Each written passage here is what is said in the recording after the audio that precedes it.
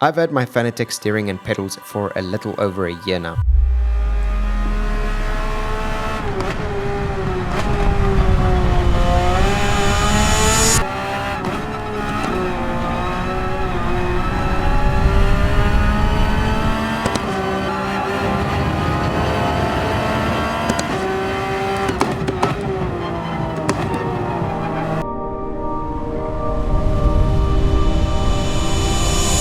And I will admit, I bought into the hype because it was in every racing series, every sim racing channel. Anywhere that I looked that was racing, Fanatec was sponsoring it. And I thought that this is the steering and the pedals to have.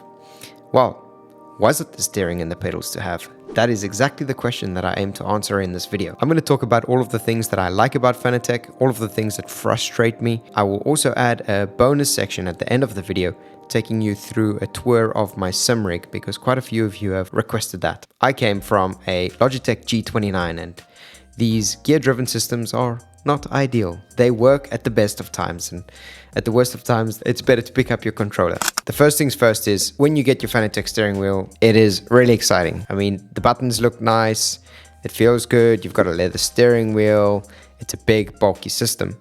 But that big bulky system is surprisingly hard to attach to my Trak racer system. Even though I have what feels like 1,000 holes for some level of modularity, but adjusting my steering wheel to the right height when I have to tighten 8 bolts, 4 on either side, and lift it and hold it up with the one hand and tighten with the other, it's pretty difficult. I've been thinking about 3D printing some form of a mechanism so that I can do that a little bit easier, because right now I'm not perfectly happy with the position of it, but it's too much effort for me to move it up and down because it's just, I feel like I'm not really going to get it to a satisfactory position because it's so flippin' heavy. Before I got a direct drive system, I thought I was going to be quicker because you get better responsiveness, better force feedback, etc. What I realized very quickly was that you could be just as quick with the Logitech G29. Yes, the experience is much worse because you get a lot more feedback here, but you can still be just as quick, just as you could be fast on a controller. Here's an example where I set a qualifying time that was just 0.4 off the fastest qualifying time for a daily race B, and that was with the G29. The load cell system of the CSL V3 pedals compared to the G29's potentiometer is something to get used to. I had to go to the settings and turn the gain way down on the brake pedal so that I didn't have to press it as hard, because sometimes it felt like if I had to press it at 100% I was gonna push myself through the back of the seat. But once I eventually got the right setting, I got used to it very quickly, and that's when I learned, because you get so much more feedback and so much more input, and you get a lot more torque, and you feel it when you hit a curb, and you feel it when someone bumps you. That kind of feedback is something that helps you be way more consistent, and I found that I wasn't just setting faster lap times, but I was setting those faster lap times more consistently, lap after lap, and that of course made the race more enjoyable. And I can tell you, I will never ever go away from a direct drive system. Compared to driving a car on the road, and I've taken a car to the track, and I've been on a few go-karts, etc. The feeling that you get from a direct drive is way more realistic, but also just way more engaging. You have fun when you drive it. I don't run full torque, and that's probably a preference thing, and it could probably be good if you run the full torque setting. But I really don't use the full 50 Newton meters that comes with the GT-DD Extreme. I'm running at 7 out of 10 on Gran Turismo, and very similarly on ACC I run it pretty much at 60-70%, and I'm very happy. I get all the feedback that I need. The Fanatec CSL V3 pedals are amazing. I really don't feel like I would need to replace these pedals ever, and especially because the construction quality is so good. What I really enjoy about it is that the sturdiness of the construction really makes it feel like you know exactly what you're doing with your brake and your accelerator. I don't have to worry about flexing or wobbling or anything of the sort. I also really love the steering wheel that comes as a part of the GT-DD Extreme package. The gear shifter, when you shift down, when you shift up, you hear an audible click, and you can also feel it. You can feel the magnet engaging and disengaging. I also really enjoy the easy access buttons that you get on the steering wheel. If I had to get another steering system, my requirement would be that I have those easy access buttons, because it's really helpful when you want to change your traction control on the start of a race, or if you want to set your brake bias a few times through the lap. It really helps to be able to do that and not have to swipe through the menu just to find the setting that you want to adjust. There are other parts of the Fanatec system that I also enjoy, like the screen that you get, the rev counter that you get, the clutch pedals. But that also brings me to a few things that I don't like about the Fanatec system. The clutch lever on the steering wheel doesn't work when the steering isn't straight. So when I turn and I pull the clutch lever, it won't work. So if I'm trying to leave the pits and slowly release the clutch, then my car is going to go into anti-stall, which brings me to another thing that doesn't work when the steering is turned. If I turn the steering wheel, I cannot go left or right in the menu, I cannot look back with the car, and that's not just if I turn a lot, it's also when I turn a little bit. Sometimes the steering has to be perfectly straight for me to be able to look behind. And the annoying part about Fanatec is sometimes it feels like it really just depends what kind of mood it's in. Sometimes it works perfectly, sometimes it doesn't work that great. The screen on the Fanatec system is a really cool thing when it works. I have had 2 occasions where I was able to see the speedometer and the gear selection on my screen.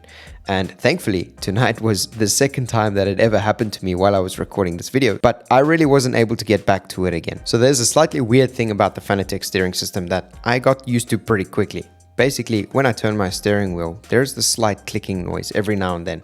It's not predictable, it's not consistent. It feels like either Gran Turismo is giving up a little bit, or maybe the electromagnetic system doesn't work. I've tried turning the steering wheel when it's not connected to Gran Turismo, and it doesn't do that. It just resists me. Eventually you get used to it, but in the beginning it really kind of throws you off because the click could be like you're hitting a curb or your wheel is slipping a little bit. Another thing that I had to get used to with the Fanatec system is that my steering was always at a 4-degree angle going clockwise. So if I wanted to go perfectly straight with my car, I would have to be turning just clockwise by 4 degrees. And in the beginning that was quite frustrating, but admittedly I did get used to it quickly. Now I tried to check if my Smallrig was unlevel and maybe the Fanatec had some internal system. It turns out that I could probably set that on a Windows machine. Which brings me to my other major problem, which is that I have difficulty connecting my steering wheel to the PlayStation sometimes. Sometimes I have to turn my steering wheel off and on for 15 minutes, 8-10 times.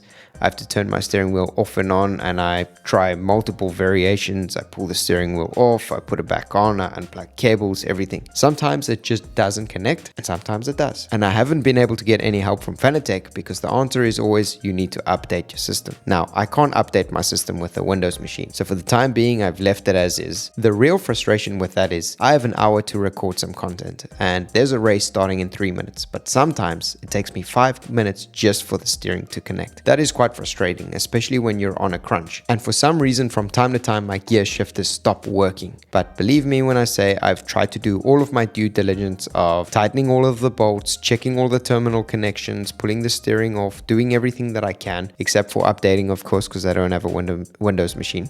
But when the gears are disconnected, what I need to do is pick up my controller and continue the race from there, and then keep turning my steering off and on until it eventually connects and I can do the race. And if you imagine that sometimes I have to turn my steering off and on 5 times just for it to connect, that's quite frustrating. Now, it doesn't mean that it always does that. Sometimes I can turn my steering on for 10, 20, 30 times in a row and it works. There's also this small steering tuning button that I only found after a few months of having it. I think I accidentally pressed it. Through that, you can go and adjust some settings of your steering wheel. I think you could do that without having a Windows computer.